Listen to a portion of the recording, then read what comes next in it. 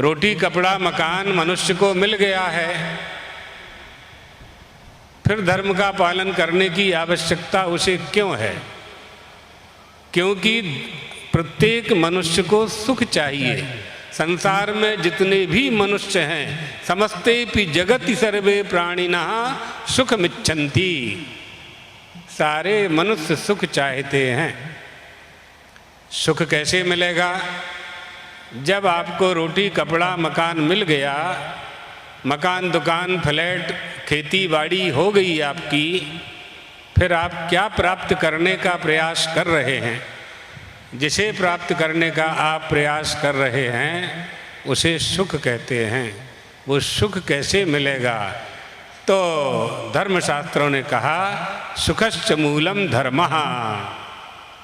सुख का जो मूल है वो धर्म है। इसलिए धर्म का पालन करना चाहिए, क्योंकि हमें सुख चाहिए।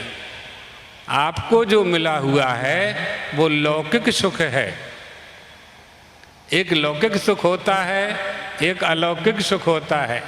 लौकिक सुख वह है जो साधन से, सुविधाओं से, संसाधन से धन व्यय करके, परिश्रम करके हम ले आते हैं।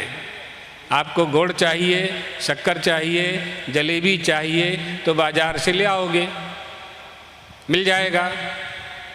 हम आपसे कहें कि बाजार से 1 किलो सुख ले आना, लाओगे?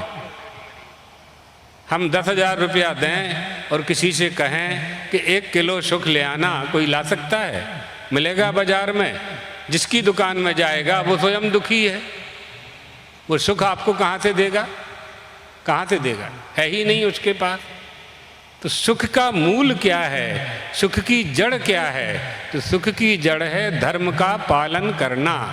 असारे खलु संसारे यम यमाश्रित्योनेक विधानी पापानी आचरति जीवा तानि सर्वाणि धना प्रवृत्तिनी वस्तूनि अंतकाले परित्यजन्ति।